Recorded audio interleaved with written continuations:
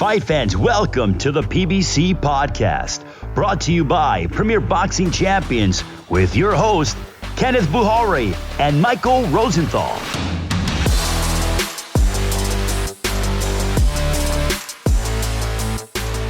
Welcome, everyone, to the PBC Podcast.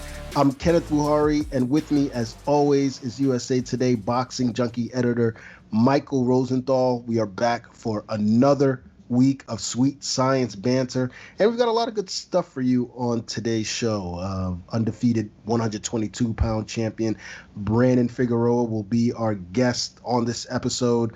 Plus, on today's toe-to-toe segment, we're going to list the 5 fighters we're most excited to see in the ring this year.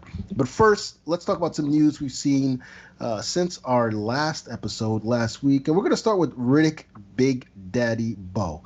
Now, as many of you have seen, the former world champion, and when I say former, I mean, I think 28 years ago or so, says he wants to come back, but not against the big dogs. Bowe, who's 52 years old, and I don't think he's fought since Obama was elected. He says he wants a shot at Mike Tyson or Evander Holyfield, 2 other aged fighters who've played with the idea of coming back. Mike, where's this all coming from? I don't know. As far as Bowe goes, though, you reminded myself of Bo Knows. I say why not? You know, I don't think he's turned 52 yet. I think he's 51. I think he's going to be 52 next month, I think. That's younger than Tyson, who's 54, and Holyfield, who's 57, who've already said they want to fight again. And Holyfield, if you recall, was fighting at a pretty high level at close to the age that Bowe is right now. But listen, I'll say it again. If these guys want to take part in exhibitions to raise money for charity, that's great. Wear big, heavy gloves, take it easy on each other, and I'm okay with that. If they're thinking at all about taking part in actual sanctioned bouts, like, for example, Oscar De La Hoya says he is, and he won't, they should think again. Old timers games work in baseball; they do not work in boxing. And in golf, in golf, it works great in golf, but boxing is too dangerous. No, I say no. Yeah, absolutely. I was thinking about that too. I mean, we know the risk associated with this game, even for younger fighters, but it seems like these guys are trying to start some senior circuit or something. And it actually got me thinking. Larry Holmes was 52, I think, when he fought Butterbean and beat Butterbean. Obviously, Bernard Hopkins fought till he was 49. And I vaguely remember William Joppy when he was 47 years old, losing pretty badly. I'm sorry, Roberto Duran when he was 47 years old, losing pretty badly to a much younger William Joppy. Right. I mean, I guess if you get enough people to buy in, maybe they can come up with some sort of senior circuit, but hopefully with big gloves. And it's a terrible idea. Yeah. Yeah. I just wouldn't be surprised to see it is what I'm saying. I by no means support it, but you never know. And let's be honest, Riddick Bowe is in nowhere near the kind of shape that even Evander Holyfield or Mike Tyson is in right now. So he, of all people, should that's a good point. I didn't even think about that. Yeah, he should not entertain anything like that. Anyway, let's talk about current boxing, though. We've seen a lot of chatter regarding the 135-pound division, particularly Ryan Garcia and who his opponent might be. But one guy who seems to be without a dancing partner is Devin Haney. Now, Haney's still only 21 years old. He's 24-0, and he seems to have a plethora of skills, but he hasn't really been tested. Mike, how good is this guy? Yeah, he took the words out of my mouth. So the talent seems to be there. He's a really good athlete. He's quick. He's got the skill set. He's got solid power. And I think the fact that he's being mentored by Floyd Mayweather is a good thing. Assuming he's actually putting in the work with him, I'm sure he'll improve as a result of that. But all that said, as you mentioned, he's only 21 years old. It's very early in the game for him. I mean, who has he beaten? Zaur Abulayev, if that's how you pronounce his name. And that's pretty much it. Let's put the brakes on and see how he evolves. But that goes for several other guys at lightweight too, by the way. Yeah. And I think, which leads me to my next question then. So with that in mind, then who would you like to see Devin Haney step up against? Well, what I did was I wanted to see in my own mind how I thought he would do against the top guys. So I kind of just listed each guy. Like Lomachenko, if he fought him now, Lomachenko would beat him. He's just too young. It's too early. Yeah. Teofimo Lopez, I'd pick Lopez. I think he's a complete package, and he's a step ahead of Haney, I think, at this point. Now, where it gets more interesting is you get guys like Gervonta Davis. Essentially, that's a 50-50 fight. I think we would see who the stud is. That fight would tell us how good these guys are. And I think I don't think, Ryan Garcia is necessarily at the level, but maybe he is. So let's call that a 50-50 fight also. Same kind of deal. We'd see how good Haney was and how good Garcia was in that fight. And I think that Haney would have trouble against a guy like Javier Fortuna. You're going to laugh when I say this name, Jorge Linares, and a few of the other guys because of their experience level. I don't think those would be easy fights for Haney. But again, I don't mean to disrespect the guy. The talent's there. He just needs to show us. Yeah, I agree with you. Although, interestingly enough, we think of Gervonta Davis, Tank Davis, and we think of a young fighter. But when you look at it, I mean, he's beaten Jose Pedraza. He knocked out Jose Pedraza, Jesus Cuellar. Yuriorkis Gambo obviously was a bit past his prime. But even him, and you look at his resume, he's fought some top guys. Haney hasn't even fought anywhere near. You're right. Yeah, you're right. He's a step ahead of Haney too. Yeah. Right. But I understand why you place them all in one basket, so to speak. You look at a guy like Haney, it looks like he's got everything. In your opinion, how high is his ceiling? I think potentially it's very, very high. I just need to see him against a top tier opponent. And this is one of those, like we were talking about pound for pound last week. I wouldn't rate him really high pound for pound now, even though he does pretty well on the eye test, because, he's beaten pretty much nobody. I shouldn't say that. He's getting a couple of decent victories. He also beat Burgos, which is a decent victory, I guess. But after he fights and beats a top guy at the next level, then we'll know. We just don't know now. It seems like he's got a really high ceiling. I suspect that he'll have a lot of success, but we have to see. Yeah, I'm going to agree with you there. When you look at Devin Haney, he looks like the complete package. I mean, physically, he's tall. He's got that long reach. He can box. He's got decent pop. Obviously, he's got the Mayweather influence. I feel like he's been trained by every single Mayweather that's alive, and it's reflected, in his skill set. I question his ability to take a punch simply because I haven't seen him take one yet, as well as his ability to react under fire, because I haven't seen that either. And when we look at a guy like Mayweather, who he's been compared to so many times, that there's, we talk about Floyd's skill set and his ring IQ, but he could take a good shot, and he wasn't afraid of a firefight. We haven't seen Devin Haney in any kind of fight like that, and we haven't seen Haney step up. So I'm with you on that one. I think we'll find out in due time, and hopefully he does get that shot. Now, final bit of news for you guys. One time, also known as Keith Thurman, is back in the headlines. Thurman is recovering from surgery on his arm, as many of you know, and he hasn't fought since July 2019. But he was recently asked about Errol Spence Jr., Spence being the undefeated unified welterweight champion. And here's what Keith, a former unified welterweight champion, had to say. He's faced some of my competition, but he's never faced me. I did that with Errol when he fought Sean Porter. I got a lot of people that think the way I beat Porter was better. Errol is going to have to give me my respect one way or another. If he doesn't want to see me at 147, he's going to have to leave the division. Now, of course, there's been a lot of talk, a lot of back and forth between Errol and Keith. When we had Errol on the podcast a few months ago or a year ago or so, I believe, he said flat out that he doesn't like Keith. Mike, what are your thoughts when you hear what Keith had to say? I think Keith's doing what Keith needs to do to stay relevant, to stay in the mix. That's what these guys do. They call each other out. We had a conversation about this off the podcast. And I mean, this has been going on for more than a century. It's been going on as long as boxing has existed, guys calling other guys out. That leads to interest in fights, and eventually it leads to fights. I don't think that Thurman is in a really good position in terms of bargaining power. He's coming off a loss. He really hasn't, it's against Pacquiao, so that's excusable, but it's still a loss. And, he hasn't really been at the top of his game for several years now because of the injuries and whatever. But he's marketing himself, and I guess you got to do that. It's kind of crazy when you think about it, that there was a time when this was the fight at 147 pounds. I mean, obviously that's not the case anymore, but it's still a big bout either way. They're both big names, but when you look at the landscape, how close are we to a Spence versus Thurman fight happening? It's probably pretty close. I mean, who knows? It may never happen, but I think there's a pretty good chance it will.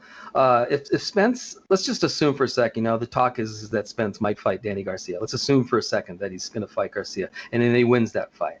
So then he will have dispatched Mikey Garcia, Sean Porter, and Danny Garcia. So that leaves Yordenis Ugas, Manny Pacquiao, and Thurman among PBC welterweights. I don't think Pacquiao's going to fight Spence.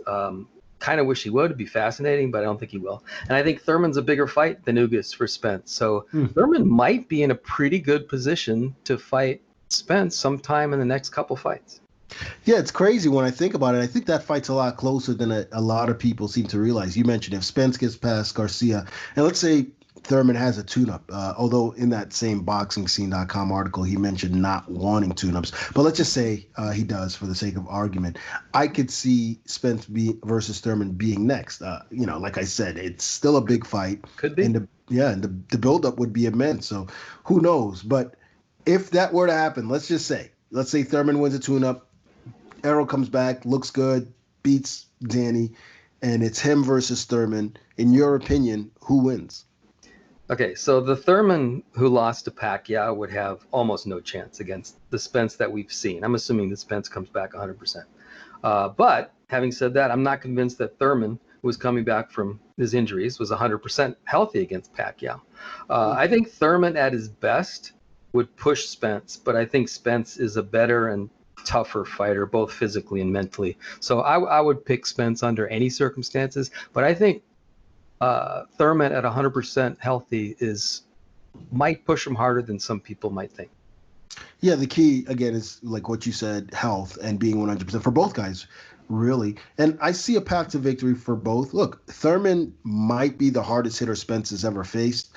He's one of the fastest, if not the fastest, and he also has one of the highest ring IQs. So I think there are plenty of ways Thurman could win, but, 100% versus 100%, both guys at their best. I think Spence's style meshes really well with his. If Errol can box from the outside early and then work Thurman's body, Errol's a very good body puncher. And, regarding Thurman, other fighters have had success going to his body. Then I think Spence could win that way. But anyway. Can you imagine Thurman? I'm sorry to interrupt. Can you imagine Thurman coming back and beating Spence? That would be one of the better comebacks in recent memory. I think boxing Twitter would have a heart attack and or go dead for a couple of days. Possible. Yeah, I mean, Thurman has obviously at one point he was everyone's favorite fighter. Then the injuries came and then so-called get back year and so forth. So a lot of people took him to task for those things. I thought rather unfairly. Obviously he couldn't control those injuries, but if he does come back and beat Spence, and look, it's not impossible. It's not impossible. Like we're saying, it's he's still a pretty good fighter, and at his best, he's one of the best. So anything can happen. Obviously, we're still a ways off from that. We need to see both of those guys in the ring. We haven't seen them in the ring since last year. But let's move on to the next segment of our show. Our guest today is undefeated world champion Brandon Figueroa. All right, Brandon, first of all, how are you and your family doing? We're doing good. The cases here of COVID-19 have been pretty severe. I think my dad has COVID. I myself was sick actually for 2 weeks. I recently just got better, but luckily for me, I came out negative. So thank God for that. But apart from mostly everyone around me getting sick, everyone here has been in good health so far. And how's your father doing? Oh, my dad's doing good. My mom is making him teas and trying to at least strengthen his immune system. Yeah. And just make sure he eats and make sure that he's fighting the COVID-19 as much as possible. No, I feel like we've been on lockdown for forever. It feels like. What have you been doing to pass the time? I have my own gym, so I go work out, put in work here and there. But it sucks, man. It sucks. Definitely, not getting as much sparring or traveling to get some good sparring. But I mean, you have to make the best out of every situation. So I mean, I know the boxing already came back, and I know PBC is gonna start throwing in fights as well. But as far as me and my team, we're ready to go. I know the little setback was the little sickness I got, but apart from that, we've been training hard and trying to just stay active, stay ready for any opportunity that comes. Brandon, you fought 4 times last year. Has this time off given your body a chance to rest and recuperate? I know that you just said that you've been working out, but you haven't been actually fighting. How is your body dealing with that? Oh man, it sucks because I'm honestly gonna go into a year without fighting. My last fight was November, and I don't even know when I'm gonna fight now. So it might be a year, and I'm not used to the long layoffs. But definitely, yeah, I did want to go get some work done on my elbows. That was the reason why, my last fight I didn't perform the way I performed because due to injuries. But man, luckily I went in with some doctor here in my city, and he fixed me up. I have had no problems with my elbows or my hands, and I'm so grateful for that. That was one of the main things that was holding me back from throwing them as much punches and being well prepared for my fights. So now that that's out of the way, it's just a matter of preparation, just a matter of time, and just prepare myself for the next fight, basically. Now, last November, that the last time you fought, you and Julio Ceja fought to a split decision draw, and that was a really, really great fight. Looking back, what are your thoughts on what happened? Oh, a bunch of things happened. First of all, I took that fight with injuries. I only sparred, I want to say once or twice throughout my whole training camp, and I hit, honestly, I want to say I hit the bag 4 rounds in 2 months. But it's all due to just having that warrior mentality. I knew that getting in there, I know with injuries, was a big opportunity for me. Julio Ceja knew that I wasn't gonna back down from the fight. He came over 4.5 pounds over, and I still took the fight. Even though I'm the champion, I still took the fight. Regardless of how much he came over, regardless of how my training camp went, and I stuck to my game plan. I fought as hard as I could, even though I couldn't perform to the peak of my abilities. But I still stuck in there. I fought, and I still feel like I still did enough to win the fight. But I still don't take any credit away from him. All credit is due. He came to fight, which I already knew. And to me, my mentality, that just makes me stronger. I still stuck in there with a guy that has fought him former world champions, and honestly, I was ready to take him out the first round, but I feel like those 4.5 pounds did help him out a lot. They kind of buffed him up a little bit, and that's just the way we do. We never say no to any fight. I know Panterita Nedi was before me, and he didn't accept the fight, or his opponent didn't accept this fight. That's because Panterita Nedi was, I think, like a pound over.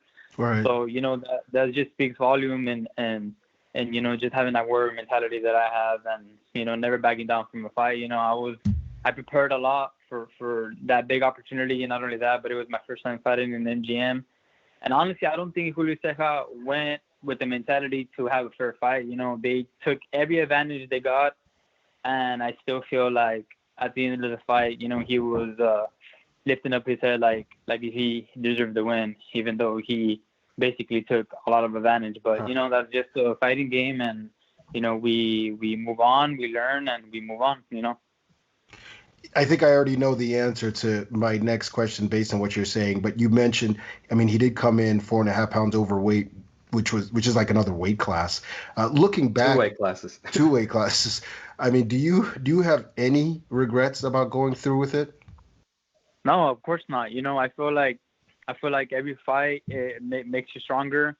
I don't know. I mean, at the end of the day, it's just experience. It's just getting in there and just fighting whoever, And I feel like that's why Heyman has a lot of respect for me and my team, because we've never said no to any fight. We've always accepted any fight. And yeah, I don't know. It's just something that my dad instilled in us. And now we obviously got to be a little bit smarter. But if it wasn't due to the fact that I went into the fight with injuries, I feel like I could have ended that fight in the first 3 rounds. But, it's all experience at the end of the day. It's all good experience.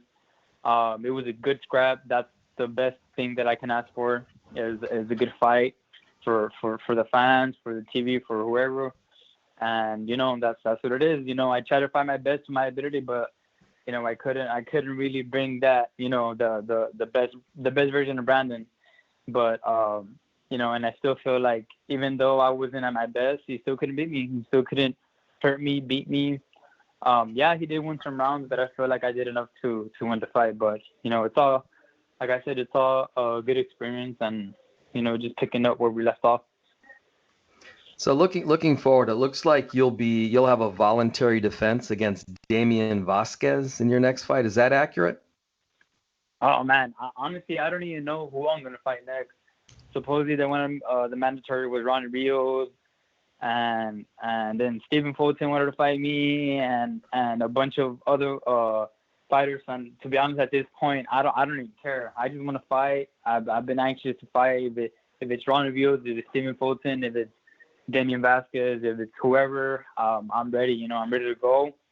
I've been waiting for big fights. I'm waiting for bigger opposition, better opposition that's gonna level up my fighting game as well, and that's gonna put me up there with the world champions. Obviously, I want to prove myself with any fighter. I would love to fight Ronnie Rios. I would love to fight Stephen Fulton.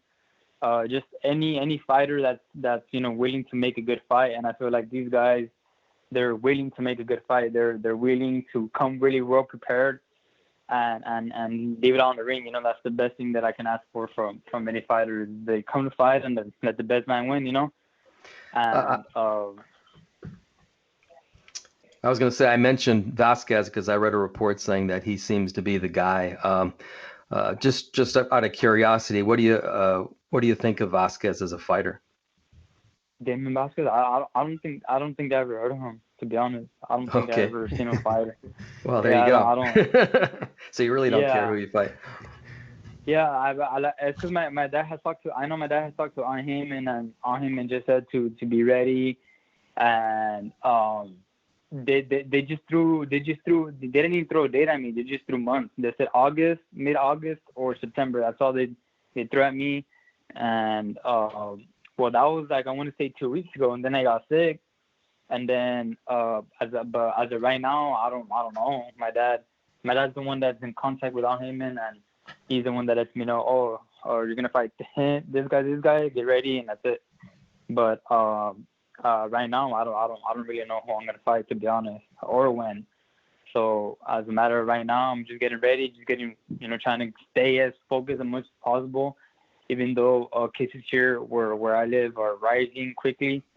But, I got to stay focused. I got to stay active and, just ready for the Damian Vasquez or whoever it is that Heyman wants to put in front of me.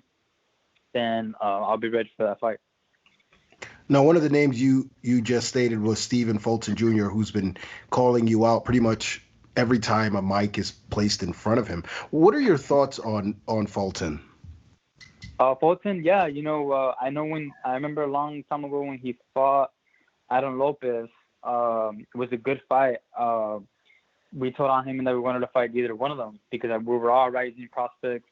I know he said that that I wanted to fight him when he had no fights, little to no fights. I probably had like 3 more fights than him at that time.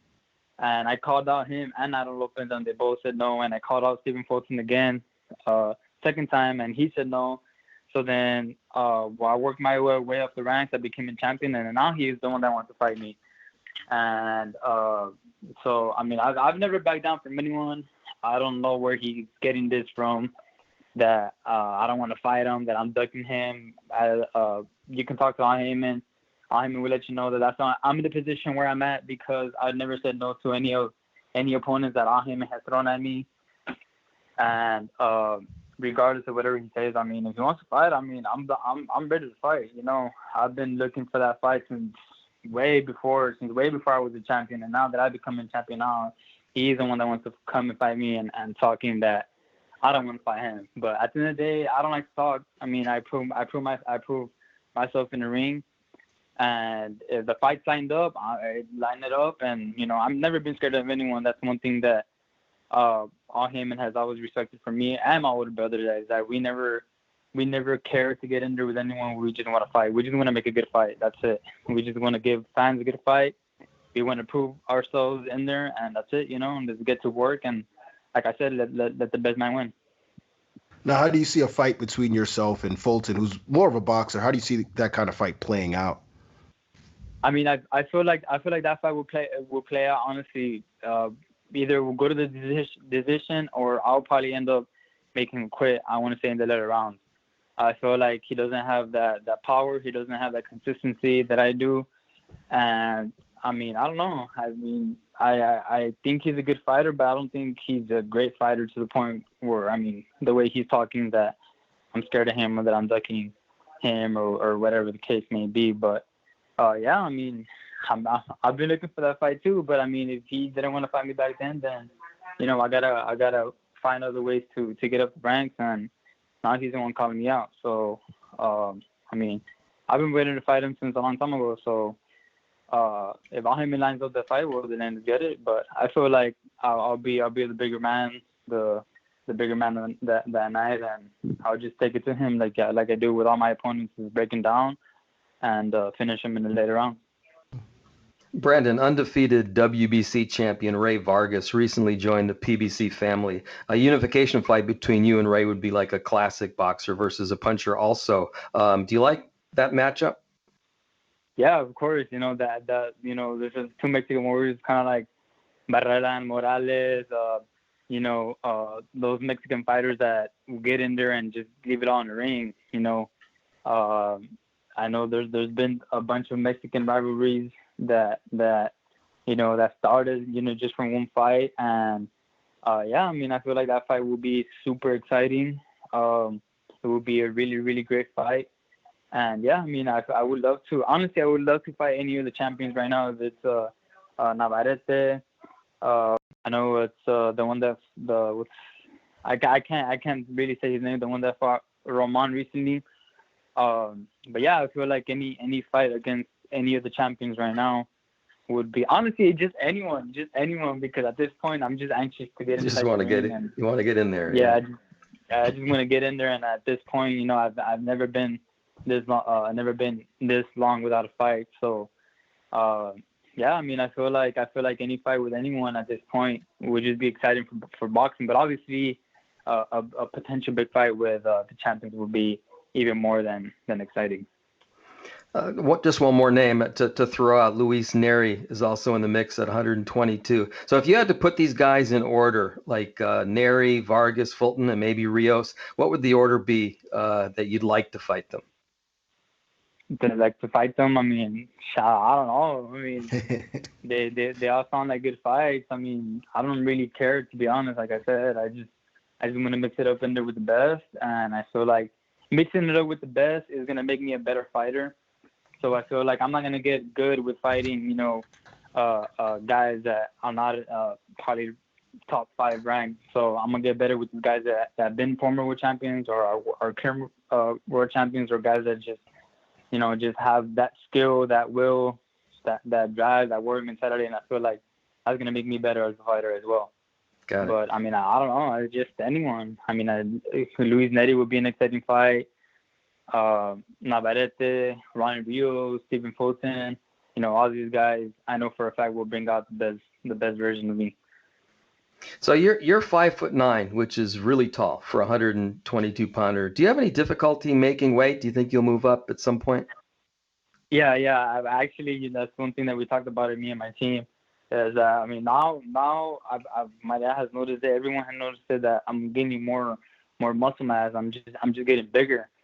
It's not necessarily I want to say because I'm not disciplined or I'm not watching my weight. I mean, I eat clean, I eat everything. It's just my body's growing. You know, I feel it growing. Everyone's telling me that I'm just getting bigger. You know. So definitely, yeah, we're looking at that because there's no point in making 122 if I'm weak or if I go into the fight weak or dehydrated or anything like that. So we always got to look at every best possible way for me to go into the fight healthy and come out of the fight healthy, and not only that, but going into the fight at 100%. You know. So yeah, we're looking at closely at that. Me and my team have talked about it because obviously now I'm bulk up a little bit more, and but no, as my last fight, I didn't have trouble making weight. Struggled a little bit, but yeah, you know, I just gotta stay focused, stay committed, and stay consistent. So you think, in terms of the weight, how much longer do you think you have at 122? Do you think you're still good for another year or so, or you're looking to move up sooner? Yeah, I feel like I'll be good for another year, and if not, well, I mean, well then we'll move up. But if I see that I'm struggling to make 122, then yeah, definitely we'll move up to 126. Now, you also mentioned that you got 2 dates or something like they mentioned 2 months for you, mid-August or September, but you were sick. Based on how you feel right now, given your health, when do you think you'll likely be back in the ring? I don't know. That's a really good question. I'm gonna talk to my dad today and see what, because I know he's been sick. So I know I'm gonna talk to my dad today and ask him what's up if he's talked to him. But I know everything right now is kind of like at a standstill. Especially here, I know they're gonna do fights here in Texas, but I know Texas, I think, has probably one of the most cases out of every state, just the fact that they haven't gone locked down or anything like that. But honestly, I don't know. We're shooting for August. We're shooting for September. So that's the dates that I got told. That's the date that my dad told me. So I'm just getting ready, preparing myself for that, and we'll see how that goes. I haven't even gotten an opponent or anything like that or a date, to be honest. So. And honestly, I don't even know where. That's the thing about this pandemic, that Right. You know, everything is up in the air and we don't really know. But you know, as fighters, you got to stay ready. You got to stay focused. That's right. And we can't wait to see you back in the ring. Brandon, thank you so much for doing this. We wish you and your family good health. Stay safe. And we look forward to talking to you again. All right, thank you. I appreciate it. Take care, Brandon. Take care. Yeah. All right, it's time for our toe-to-toe segment. Each week, Mike and I go back and forth on a topic or two. And this week, we're going to unveil our top 5 PBC fighters we're most looking forward to returning to the ring. It's a pretty big list. In fact, I could easily do a top 15 if need be, but we're going to start with 5 in ascending order as always. And Mike, why don't you tell us who your number 5 is and why he or she made the list? Okay, I like the way you threw in there, he or she. I'm going to put it out there right now. I picked 5 male fighters. You know, have we talked about women's boxing? We haven't talked about women's boxing. I think we talked about Clarissa Shields. Yeah, we do. Certainly. Yeah. And there's a pretty good women's fight this week, Michaela Meyer versus Helen Joseph. I'm actually looking forward to that one, which I think is headlining Tuesday night. It's a weird circumstance that they ended up in the main event, but they're going to get a lot of attention. Sure. Yeah. Okay. Sorry. Back to our toe-to-toe. Focus here. Number 5. My number 5 is Jermall Charlo. For me, he's just been one of my favorite fighters. I think it's been a while since he's had a fight that's been really, really interesting, but he's been one of my favorite fighters for a while. I just think he's really fun to watch. He's a good boxer, but he also isn't afraid to mix it up. He's got power. What's not to like about Jermall Charlo is what I would ask. I could substitute Jermell here pretty much if I wanted to. I can make a case for him too, but I've always been a little partial to Jermall. Who do I want him to fight? Was that what you're going to ask me? It was, although I must say now I'm extremely curious to see the rest of your list. But let's stay with Jermall for now. Who do you want to see him fight next? Well, I think my dream fight would be Canelo Alvarez. Yeah. I think that would be a really, really fun fight to watch, and I would give Charlo a chance of winning that fight. My realistic choice and a fight that I'm extremely excited about is I hope he ends up fighting Derevyanchenko.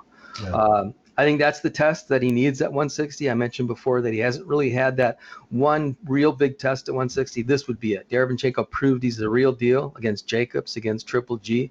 I think he'll push Charlo to the absolute limit in an entertaining fight, and I think that's exactly what he needs. Yeah, I'm with you on that. Now, as far as my number 5, well, first let me preface by saying that if you already fought this year, I kind of ruled you out in favor of guys that I hadn't seen in a little bit. Okay. Now, my number 5, I know I'm going to catch a lot of flack for this because he's quite the polarizing figure, but it is 4 division titleist Adrian Broner. Good choice. I miss AB. I'm just going to go ahead and say it. I said it. I miss the trash talk, the press conferences, the dancing, the ring walk, the promise of a better day before the fight, only for him to get in the ring and the unexpected every time he climbed through the ropes. I just want AB to come back. I don't want to have to buy his newest album or whatever he's talking about to hear from him. So please, AB, just come back. The game misses you as far as I'm concerned. Now, as far as who I'd like to see Adrian Broner fight next, I'd like to see him versus Mario Barrios. I think it's a great fight at 140 if Broner can make 140, which I think is his ideal weight, a lot more than 147. I don't think he can make 135. But if he could settle in at 140, I think he'd be really good there. And Barrios does have a strap there. I think it's a great fight between, a rising young fighter and a veteran former champion with a big name. Yeah, people forget how good Broner was at the lower weights. Right. I think he was more or less a victim of just moving up in weight too high, and that just has that effect on some guys. They're just not as good. Yeah. 140 might be perfect for him. It's a good fighter. I mean, you sort of forget that, because of all the other stuff. It's kind of gets lost in that. But it's an interesting choice. And I miss all the other stuff too. It's always fun with them. All right, who you got for number 4?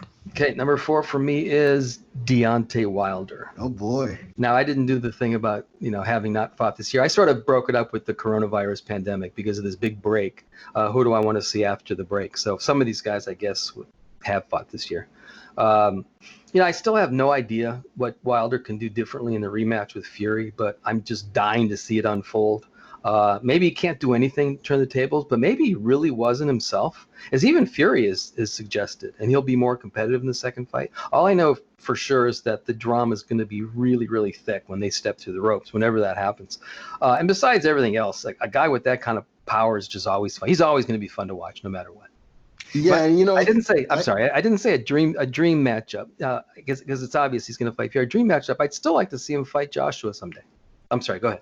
Yeah, no, I'd love to see him fight Joshua as well, but I think that we're going to get our dream fights at heavyweight, it seems. I think the winner of the third Wilder-Fury fight fights Joshua, whoever it is, and that's a dream fight. Deontay is one of the guys that I wanted to put on the list, and then I came up with my own little mini rule that I'll just rule out anyone that's already fought this year, but he's someone I'm always looking forward to seeing fight. Now, interestingly enough, my number 4, we're going to stay in the heavyweight division, is Andy Ruiz Jr., otherwise known as the Destroyer, former heavyweight champion.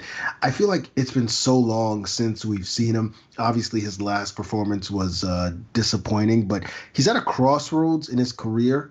So many questions need to be answered, and I would love to see if working with Eddie Reynoso, who's one of the best trainers in the game, will improve him as a fighter, improve his discipline working alongside Canelo Alvarez. Now, as far as who I want to see Ruiz fight, I'd like a in-shape Ruiz to fight Joshua a third time, but realistically, Joe Goosen, who's Chris Ariola's trainer, we had him on the podcast a couple weeks ago, and he mentioned a potential bout versus Ariola and Ruiz, and I like that fight a lot. I think it's a perfect fight for both.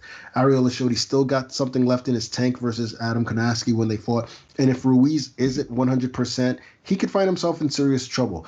Plus, in terms of action, it doesn't get much better than that, so I'm all for that fight if it happens. Interesting choice. Yeah. All right, let's rock with number 3. Number 3, Manny Pacquiao. Okay. I've been fortunate to be around during pretty much his entire career as an elite guy. I was there the night that he beat what's Ledwaba's first name? I'm suddenly blanking on Lelo Ledwaba. Yeah, when he beat, everybody thought like Ledwaba was the next great fighter out of Africa, and Manny did what Manny did to him, and the rest is kind of history. So I've been there pretty much the whole way, and I just feel really fortunate. Almost, I don't want to overstate it, but almost like honored to be around him during this whole thing. I would say that he's the second favorite fighter to watch in my whole career, next to Roy Jones Jr., a prime Roy Jones Jr. I think maybe tied with Evander Holyfield. I loved watching Evander Holyfield fight, but that's how much respect I've had for Pacquiao. Now, we're not going to have many more opportunities to see him fight, obviously, at his age. So I'm going to savor it every single time that he steps into the ring.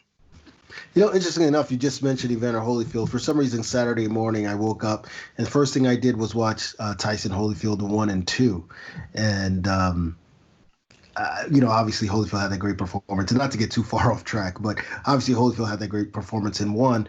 But for those 3 rounds in 2, he was amazing. Like, he looked better than he looked at any point during the first fight. Tyson was much improved as well, but I was really, really impressed with that version of Evander, and so disappointed that we didn't get a real conclusion to that fight, or kind of conclusion, Yeah, we know what would happen, though. I think Holyfield would have beat him. Yeah. Holyfield was. We're really deviating here, but I could talk about Holyfield all day. Holyfield, I always say, first of all, that if Holyfield were a natural heavyweight, he would have been the best heavyweight of all time. Yeah.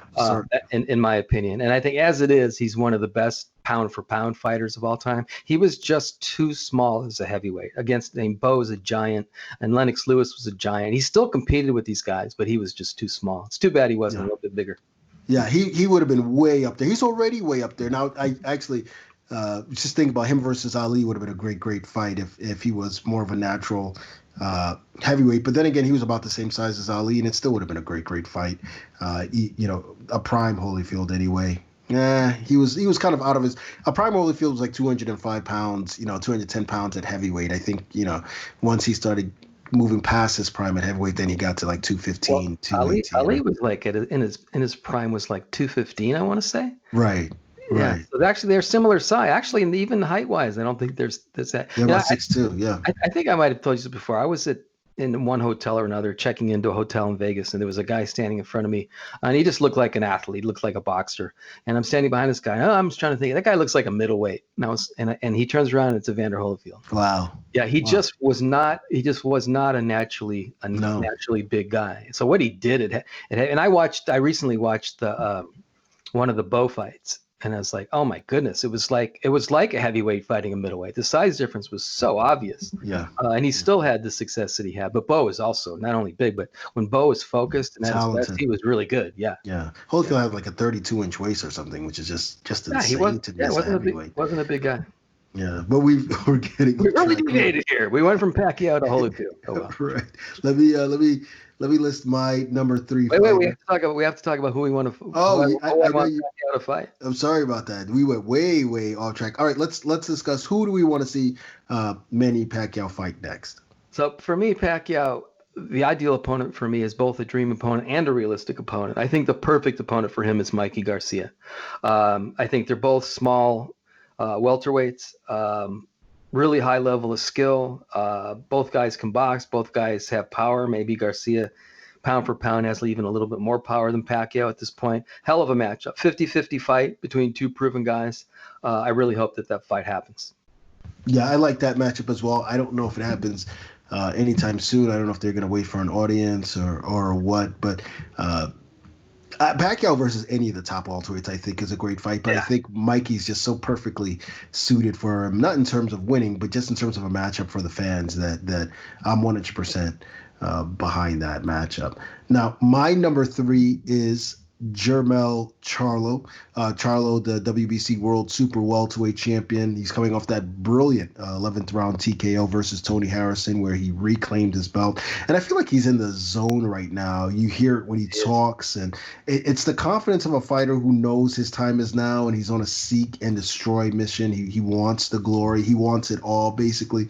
Now, as far as who I want to see him fight, it's a no-brainer. I want the unification match. Jason Rosario holds the WBA and IBF titles. We saw what he did to Julian Williams in that huge upset, knocked him out in shocking fashion. And I feel like Charlo versus Rosario establishes the clear number 1 at 154 pounds. Plus, it's an explosive match that's unlikely to go the distance. So nothing to complain about if you're a fight fan. I cannot wait for that. Hopefully that fight will happen. If it does, I could not wait for that fight. That's a great matchup. I love when two prime guys who are basically as hot as they're ever going to be in their careers end up in the ring together. Guys who aren't too old, right. Guys who aren't coming off a loss. There's just no issues right now. Both guys are hot. Both guys are on it. Like you said, it's going to determine who the top dog is. It's perfect. It's a perfect matchup. Right. I mean, and throwing the fact that it's a unification, I know that doesn't mean as much now, but even still to have, 3 belts on one guy, I think is saying something in these times. Now, who do you have at number 2? Okay, so I thought I was going to be alone on this guy, but you stole my thunder. Andy Ruiz Jr. Really? Okay. I like it. Yeah. I thought it would almost sound strange choosing him because there's so many other guys and he's coming off that loss. But there's something about him to me that's just fascinating. Yes. I have a lot of respect for his ability when he's at or near his best. I've seen him enough times on TV. I saw him up close live one time, at least one time that I can remember. But one time in Carson, California, outdoors, and it's just clear to me how good this guy can be. He's a really good fighter when he's on. The question is he going to be on? Like when he returns, is he going to look like the fighter who stopped Joshua, or is he going to look like the one who lost to him, by a lopsided decision in the rematch? It's like a good soap opera. I think the drama is definitely there. But I like what you said about Reynoso. I mean, hopefully he gets it, but we'll only know that when we see him. We'll see on the scale. That'll be the first test, and the second test will be in the ring, I guess. What do you think of him fighting Arreola, which Joe Goosen mentioned a couple weeks ago on the podcast? Yeah, I like my dream fight for him might be the same one that you mentioned, is maybe get one more crack at Joshua to see if he could recapture what he had in the first fight. But honestly, him against Kaunatsky, Helenius would be great. But I love the Arreola fight for him for his comeback fight, if we can call it that. I think he's the perfect opponent for his comeback fight. He'll get tested against a guy who's going to throw a zillion punches in a fight that'll be incredibly fun to watch. That fight's going to guarantee exactly really, really fun to watch. So I just don't think he can go wrong. He's not going in there with a top heavyweight at the moment, but he's going in against a good heavyweight who will push him and make him work. And we'll have a good idea where Ruiz is at, and we'll have a lot of fun. And we'll have a lot of fun watching it. Yeah, completely agree. I think it's going to be a great fight. I don't know if it goes the distance or not, but regardless, it's just going to be a great, good old-fashioned heavyweight fight. Now, my number 2 sounds a lot like my number 3, and that's Jermall Charlo, who's your number 5. Like his brother, I believe it's simply Maul's time, and he has to grab the bull by the horns. He's been at 160 for a couple of years now. He's comfortable at the weight, and I thought he fought a very disciplined fight, knocking out Dennis Hogan last December. One of his better performances in recent bouts. I'd like to see him build on that. Now, obviously, Charlo versus Canelo's a dream fight. And who knows? Ultimately, that may be the fight. But the big talk is that he may face Sergey Derevyanchenko, which you mentioned, and I would be bouncing off the walls if that occurs. We'll see what Derevyanchenko. We saw what Derevyanchenko did to Gennady Golovkin. I thought he won that fight.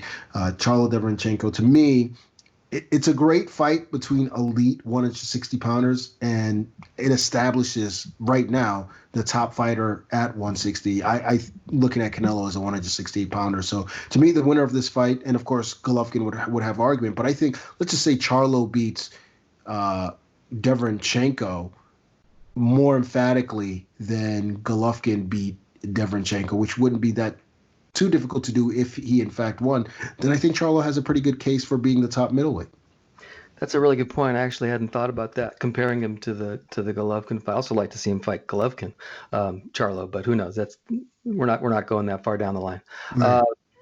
I think a good fight too, though. Yeah, oh yeah, really good fight. I think that this is it's a great matchup. Another one that'd be really fun to watch, Derevyanchenko, and it's what you said. I think it establishes the top guy, or certainly one of the two top guys. Maybe it eliminates a guy if you want to look at it that way. But I also think it's an important legacy fight for Charlo.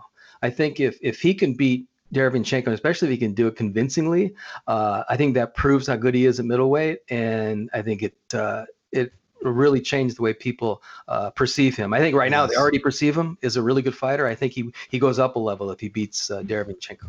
Right, and obviously he established his credentials at 154, but we need to see him in that big fight at 160. So I'm with you, and I think he could become a star off that fight if he wins in impressive fashion. Yeah. All right, drum roll, Mike. Who is, although I probably guess good money who it is, but who is your number one? Yeah, we always land at the same place on number one. Right. Same guy too. Same guy, Errol Spence Jr. Listen, I want to see Spence fight for two main reasons. One, he's just talking about favorite fighters. He's one of my favorite fighters. He's one of the best handful. First of all, he's one of the best handful of fighters in the world. Certainly top 10, maybe top 5, maybe higher. He can do it all. He is, and what I really like about him is not only has he got all the tools, but he also isn't afraid of taking risks, as he demonstrated against Sean Porter. I mean, he could play it safe if he wanted to and just, cruise. He doesn't do that. He takes risks. He wants to entertain fans, and he does. He succeeds in that. And two, like everybody else, I want to see if he's the same fighter he was before the accident. God willing, he will be. And I think he is. Based on what he's saying and based on what I'm hearing, I think he probably just got incredibly lucky, and I think he'll be fine. But you just don't know. But so that storyline adds to the drama. There's a lot of drama with Spence. Super good fighter, super fun to watch, and then we have that storyline added to it. So he's the man. Yeah. Plus, his star power was ascending when that car accident occurred. So who knows? I think a lot of people want to see him and see what he looks like. Who do you want to see him against? Okay, so for the record, you know who my dream opponent would be Terrence Crawford. Keith Thurman, of course. Yeah. It would be Crawford. That's my dream opponent. Maybe someday it still will happen. So that said, if we want to talk about realistic, the talk is that he's going to face Danny Garcia, and you know how I feel about that fight. I love that fight. I think Garcia is a better welterweight than some people seem to think he is.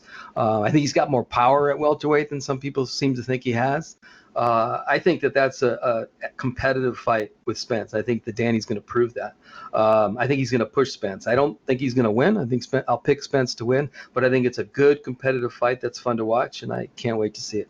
Yeah, I'm with you. Actually, before because I want to talk about the Spence Garcia fight. Before I get into that, my number one is Errol Spence Jr. too.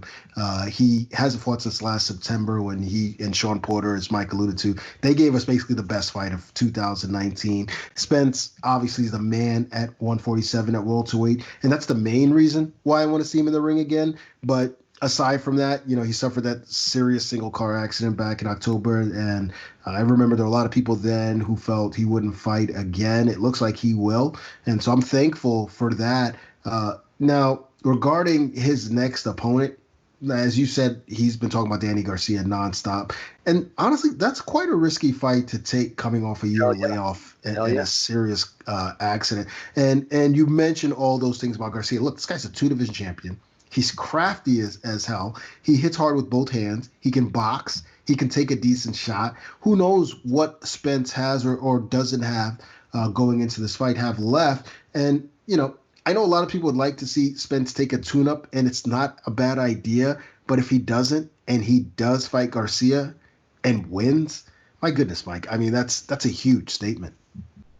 Yeah, I agree, and that I've actually thought of and talked about with other people. Take some balls to get into that accident and not fight for a year, then take on Danny Garcia. That's a borderline Hall of Famer. I mean, that takes and who still can fight. Yeah, it takes a lot of balls. It takes a lot of balls. I mean, he must know that he's okay. I guess we'll know for sure when we see him. But yeah, I mean, there's another reason to love Errol Spence Jr. No messing around. No messing around. He is not. Yeah, go right into a fight with Danny Garcia. And I saw in his Snapchat a few days ago him working out, shirt off in the gym, and he looks good. I mean, he looks like he's slimmed down. He looks lean. He looks ready. And he was talking about line him up, Al, which he loves to say, because that's basically what he's been doing as far as the top fighters in the welterweight condition. He just in the welterweight division, he wants them lined up so he can knock them down. So we will see what happens. But that's it for our toe-to-toe segment this week. As always, you can drop us a line on PBC social media platforms if you have any feedback. Okay, time to wrap up, folks. As a reminder, you can find the PBC podcast on iTunes, YouTube, Stitcher, Spotify, Speaker, whatever platform you prefer. Basically, we got you. We want to thank Brandon Figueroa for joining us, and we also want to thank you, as always, for listening. Be sure to check us out next week for more boxing talk right here on the PBC podcast.